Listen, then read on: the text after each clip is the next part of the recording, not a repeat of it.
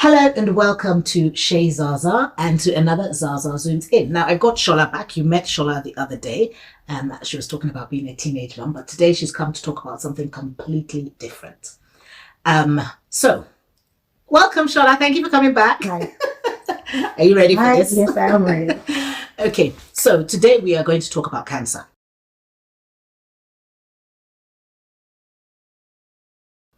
Okay. And the reason we're talking about cancer is because as we sit and speak here, you are literally at the tail end of breast cancer. So I wanted to just talk about it. Now, I spoke to another friend whose daughter had cancer. And the reason I'm talking about this is because I feel like as a culture, we don't talk about these things and we almost feel ashamed by these things and try to hide. I don't know. There's just something about it that I don't get it. I really don't get it. What I was saying to Rose when I spoke to her, I don't get why we're so, but I think it's so important to talk about these things because it's the reality. Yeah. There's so many people that I know who have gone through cancer and we didn't know till they died that they were going through cancer because they made it such a secret thing. And I think it's because of the shame that our culture tends to put around it or whatever. But anyway, you have said that you're happy to talk about your journey. So I'm literally going to hand over to you. I mean, I'll ask you questions in between, but I'm just going to hand over to you to talk about it. So let's start at the very beginning. Literally almost a year ago, Yes. I got a phone call from you and it said, I've got cancer. Yeah. So now before you called me to say I've got cancer, something had happened. How did it start? Oh, wow. What an interesting topic. But yeah, very interesting that is also good to share. So I was in my room one day, one fateful evening. If I was doing a project management training and I just sat down, got back from work, sat down. For me, I feel like it's the Holy Spirit, and that's why I call myself Jesus' daughter. Because I feel, our steps are, divine. There's nothing that happens to us that is not known by Christ. So that evening, something just, because I was doing training, I mean, it's not like I pressed my breast or play with my breast. Something just took my hand from the laptop. I just placed it on the lump. And I felt the lump and I was like, oh, okay, what's this? Went back to the second breast, pressed it, went back to the same breast, and at that moment, I'd lost it.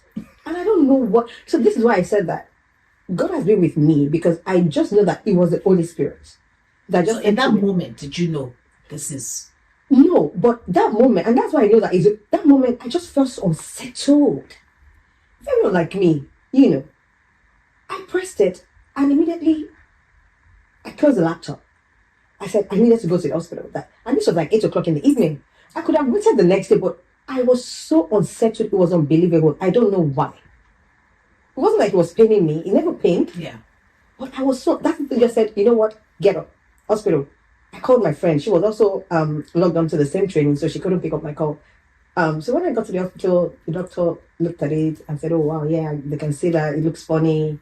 Like they could see the veins. I don't know what it's called, in medical terms. So that was how the journey started that night. So the next day, the doctor said, okay, you know what? We're going to schedule you to do a scan. Go to the hospital the next day. I did a scan. The doctor was like, okay, all right. We're seeing something. We're not sure. I think you need to go and do an MRI. That moment, I kept on thinking. I was still unsettled, but I wasn't thinking cancer. But I was unsettled. So next day, went to do the MRI and MRI result came. They were like, oh yeah, they can see something. It's not looking very well. But now they were having a visiting, I think, is it gynecologist or I can't remember. I think a visiting surgeon or something was coming from UK and they were going to book me in to see that person. Okay. But they were like, yeah, what they were seeing wasn't looking great. It looks cancerous, but they can't confirm. At that moment I said, cancerous. I hadn't called you then. My doctors touched it. They were like, yeah, he's not feeling well, he's not looking well. All signs were not saying what I wanted to hear. So at that moment I was like, what is going on? But I still did not want to claim it. I still don't claim it, but I still don't want to accept it. Yeah. So this was like, and I was lucky they got an appointment for me, I think for that weekend. So the doctor came. When he touched it, was like, well, I've been what does he call himself? Is he a gynae or a surgeon? I can't remember, I don't know why gynae would be relevant. I'm trying to think, I think it was a surgeon anyway. I can't remember who it was. So I saw the surgeon, and when the surgeon touched it, it was like, oh, I've been doing this for over 10 years, and this does not feel like a normal lump. That moment, my heart was broken. Wow. I hadn't even done the MRI. No, not even MRI. What's this called now? Biopsy. Biopsy. But as soon as they felt it felt like this does not feel like. But medically they will not tell you for certain until they test it. Yeah. So he said, "Oh, this doesn't feel like a normal lump, but come on Monday we'll do the biopsy." I said, "Monday, care?" I said, "No, can we do it today?" He said, "Oh, yeah, if you can see it," and I said, "There's no way I'm going." So I waited. We did the biopsy. Said the result was going to come out 3 days after. So I don't forget that I just went through my father's, cancer journey, burial and everything. So I kept on telling myself, this cannot be a cancer issue. And my friend was like, Shola, no, I had lump. It's just normal lump, This is my friend that I told you was like, no, it's normal lump. When I was young, I've taken out like 3 lumps, so go to sleep, it's camping, it's nothing. So I kept on saying, well, it's true, people have normal lump. Yeah. And I'm like, yeah, so that minute, until that day, I kept on thinking, yeah, it's a normal lump.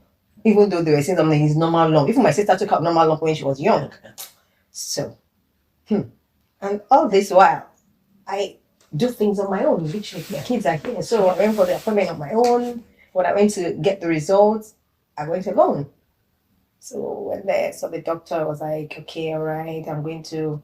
So I called my daughter. I said, I'm going to get the results today. I told them. So I think maybe I put her on the phone or something. I can't remember, but man, it's okay. When the doctor gave me the news, I was broken. Wow. I was shattered. I sat in front of him and I was weeping like a child. And I said to him, I remember my words. I said, this was exactly how they broke the news to my dad. This was exactly how we heard, this was exactly what happened. It was like, how many months down the line? It was like a couple of months down. Maybe like 6 months or 8 months down the line for my dad. So I cried and cried and cried and cried. Okay, so after crying, reality.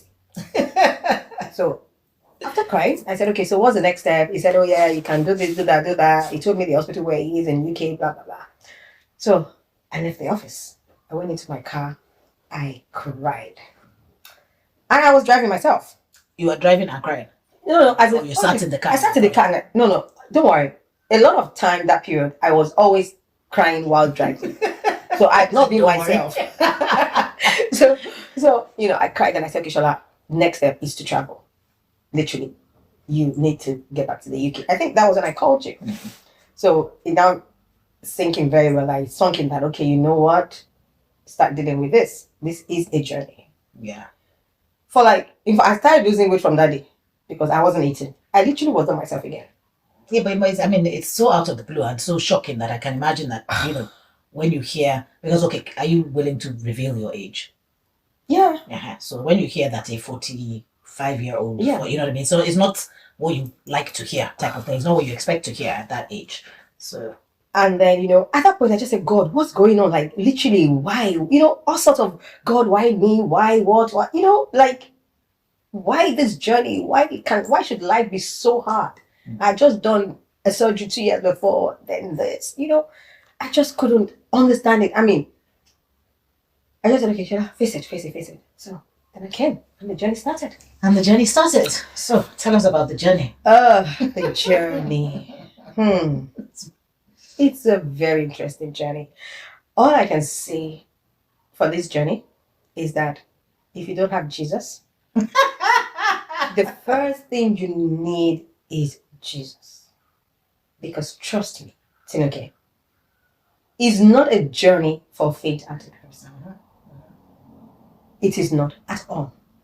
I mean, I literally went through this journey in this house with loved ones like yourself, my daughters.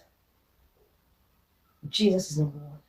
Because I don't know how. Literally. Well, it's so funny. I don't know if you remember what I said to you that first day when we were going for the first appointment. And I said to you, if you don't get your mind is almost like it's your mind that's going to make you win this battle. Because I think sometimes it's so easy. Like, it's funny because in the last conversation that we had, you were saying about how you just get up and this is my reality and my reality will make me strong. Yeah. And which happened to me a lot of times in this journey. Yes, of course. Yeah. Because I had moments where I felt like I wouldn't even make it to the next day. Yeah. Chemo is real. And unfortunately, there's nothing the doctors can do when you're going through chemo. They've done their own. Yeah. So literally go home and deal with it. Yeah, you just have to go through the journey. And even sometimes, most of the time, you don't even know what I've been through by the time you see me the next day or the next Thursday when we have chemo. Yeah. And I realized that even my daughters in the house, so many times, I don't even want them to see me. You were protecting them. I know that. So many times, I couldn't even get out of bed to go to the bathroom. So many times, I rush out of bed to go and be sick. I could be calling my daughter, oh, Dammy, get me water, get me this. No. But there were times that I did. And that was when I was having the reaction to the chemo. Yeah. Which was a horrible one. And, there was nothing even anybody could do. There was a morning where I called them and I literally was like, I was going to run mad. I didn't know what to do. And they're like, Mom, what can we do? I was home alone. Felt like I sat down here. Was that when you were itching? Yeah, that's what I'm saying. The reaction, the itching to chemo. So, cancer is horrible, but I believe that anyone can go through it with Jesus. And I think the ultimate, honestly, because even the oncologists are only trying. Yeah. I mean, I only knew that now, going through it, that it's Jesus. Because even they are not telling you that, 100%. Yeah, they can't now. It's like they are just experimenting. But one thing I know that I took on board, I think it was a pastor friend that said to me that, Shola, and even you say it to me, you work on your mind, you work on your spirit, and then your soul. So my mind is saying to myself, I would make it. And then I had to feed myself spiritually. Yeah. Which was, for me, the 100%.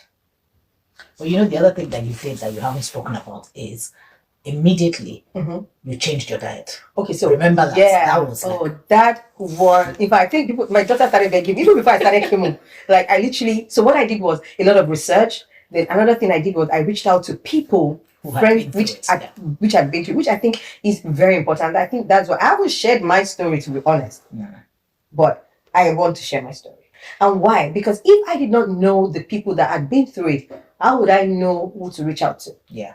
I said, okay, so what did you do? What didn't you do? Right? And based on what they said, I said, okay, you know what? Okay, I'll do this. I can do this. Cut down sugar. They'll say, don't go to Google. But yeah, don't go to Google. But sometimes I still went to Google. Just say, what is Google saying about this? Okay, my friend said this. My friend, reality people said this, X, Y, Z. But yeah, so reaching out to people is very important just to have an idea of what they went through. Like now, I can definitely advise people that, my diet changed completely. My lifestyle has changed completely. My lifestyle the reason I brought this up is actually because I think you were saying you need Jesus, right? And 100% you need Jesus. But the things that you need to do yourself. Oh, yes. And I think sometimes people just think, let me just pray. And okay, no. So it's not just praying. So let me tell you how I actually did mine. So apart from Jesus, God helps those who help themselves. So I think I helped myself a lot. That's not biblical, but yes. Yes, I know. But what I'm saying is, basically, faith. So you need to do a lot of work. Yeah. I mean, and I believe that it was because of the work that I did, or what I did was why I was able to go through chemo without breaking down in between. Because knowing that, okay, with chemo, you can't take a lot of vitamins, you can't take a lot of X, Y, Z. But there's certain things, certain greens, certain things that you can drink or eat that would help build your immunity, which I think I did. So I looked after my body a lot.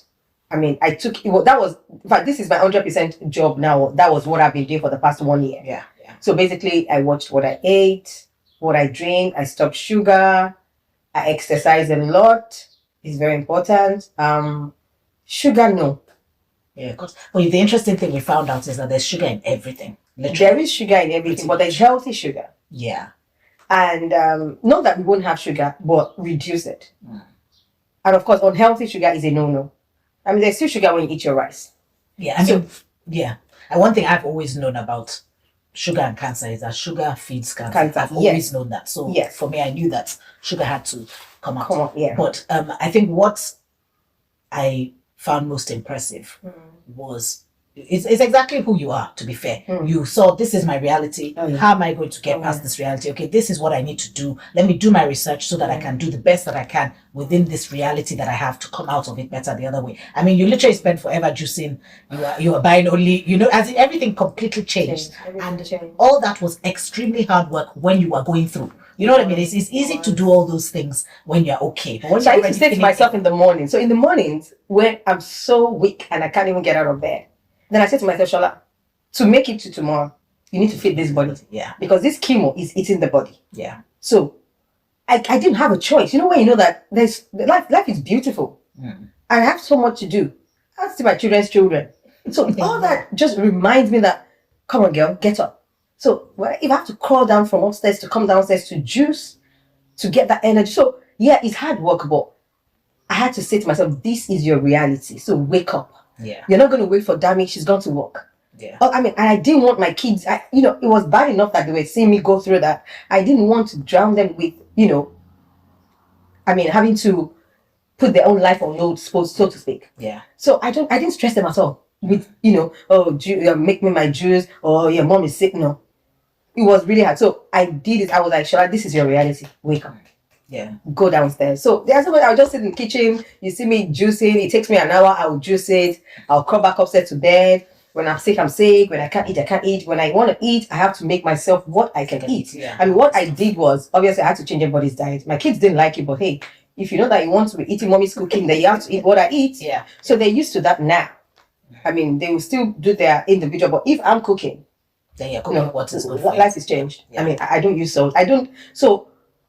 But again, what I realized that a lot of us can actually be healthy without waiting to have something.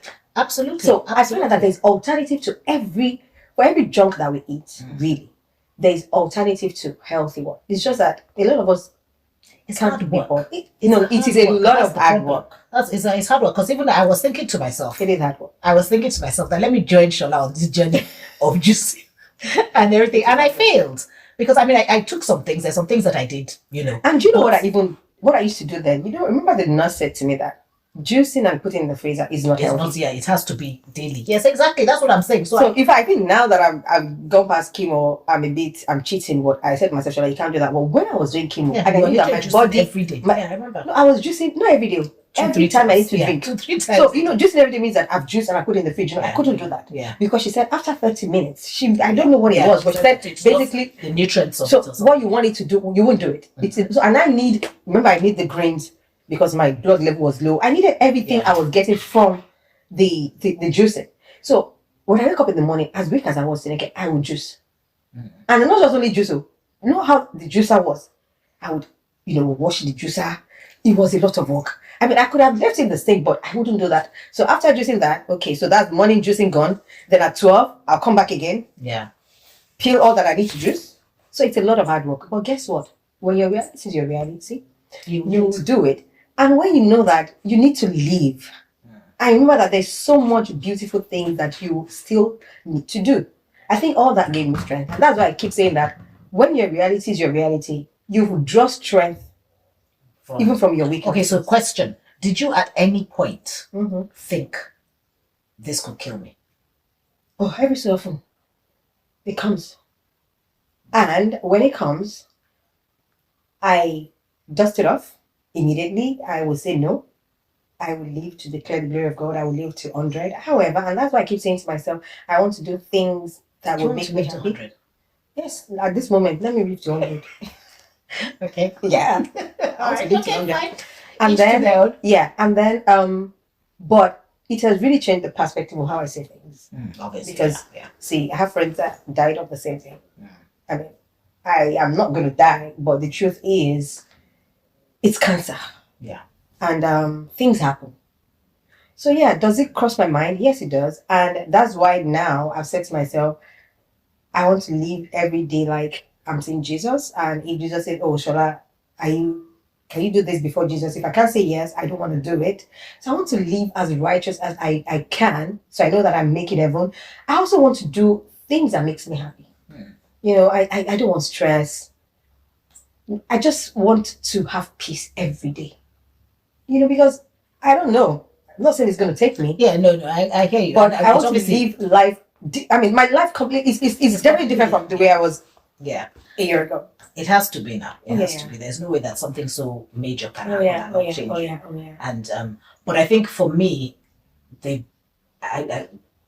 I was going to say the beauty. But yeah, that's what I was going to say. The beauty in the whole thing is watching you on the journey. It has been a very tough journey, even for me that was not in the journey. Do you know what I mean? Yeah. So it's been a very tough journey, but watching you just rise and rise and rise every time, just decide that no, this thing will not get me. This will. So now you're cancer free. Yeah. And you know, it's funny. Another thing I was going to say is it's interesting how you go through pain and somehow you kind of forget your pain. Mm.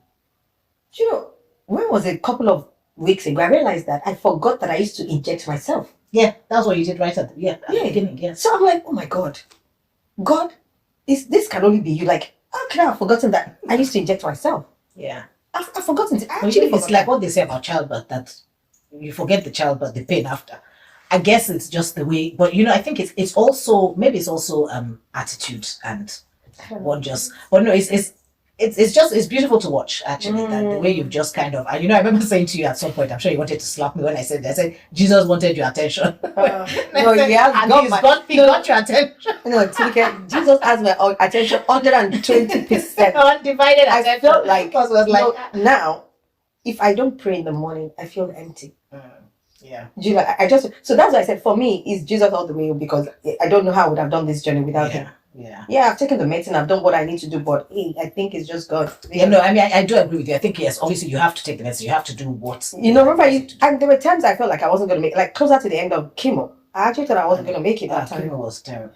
You know, there was some, and then I think closer to when, I think there was a time I'd lost a lot of weight, and it just used to give me a flashback of how my dad looked. And there was a time when I started coughing, and I'd coughed for almost a month. Yeah. My dad coughed until the day he passed. Yeah. And those were the thing. And I remember my brother called me one day and said, Shola, this is your cough. And I said, yeah, I know my cough. It's not my cough in Jesus' name, but you know, I knew where his mind went to. And my mind also used to go there because cough was the last thing that Dad did. I mean, Dad coughed till he died. Yeah. And I remember that cough kept on coming and it didn't go. And it was really bad because around that period when I was coughing, I could always feel like I couldn't breathe. No, it was bad. Yeah. I remember, but do you remember one day we were going in the car, there was a particular word of God that you stood on that changed the cough. Do you remember that thing? There was a particular word, I can't remember, I have it written down somewhere, and you said to me, you said, I took a drink of, so, I mean, Shola did everything. She made Jesus come down that, no, you must answer me. You literally found a word, and you, as you were drinking something, you would stand on that word. Yeah. And after you did it twice, she said, because she said to me one day, I had a cough, and you were like, better go and stand on this word, and you know, because when I did it, that's when my cough went. So I mean, it was really a faith thing. And so now, would you say that from when you started to now that your faith is any different? Oh yes. So now you trust God wholeheartedly. True. So look at, you know, before I worried for Africa, like I would worry. I believe that I could do everything, but I think when I got here, you know, when they say you're helpless. If I got to a point where I felt like even when my daughters do things, I couldn't speak. I told you now that I was, what word will I use? I was weak, emotionally, spiritually. I did not think that anybody could. So this cancer, it breaks you. Yeah. Everything in you, your mind, your body, your soul. So I think I got there where there was a day my daughters did something and I was just crying. You know me, I would shout. I could not even shout. Yeah. I could not even talk. At that point, I knew that I had to surrender to Jesus. Like, God, I need you. To even talk sometimes, you literally, it drains you. I can't explain how cancer drains you. Yeah. So if you don't have what renews your strength, it does take people. And that's why, you know, that thing of the mind, really, you need to work on your mind. Because when you see that it's taking you, you need to take charge. Yeah. You need to take control because it literally takes you. Like, it will tell you, you can't get up in the morning. Yeah, you can't get up. But say to yourself, no, I'm getting up because there's light at the end of this tunnel. Then I'll get up. But if you leave it where, you know, you're sick here, you're vomiting, yes, you're vomiting, you can't eat. And that's how it just, I think that's how it just... Yeah, it wears at you. And if you don't have a strong mind, you're absolutely right. I think so. So I think that thing of when everybody at the beginning said, you need to work on your mind. I was thinking, what are they even saying? What do you work on your mind? Is it your mind? Well, it's your body, but yeah, it's actually your mind. So that's it from this week's Zaza Zooms In. Do follow us on social media, on YouTube, subscribe and follow us so that you can see our videos and you will know when a video comes. But in the meantime, rock your own gorgeous.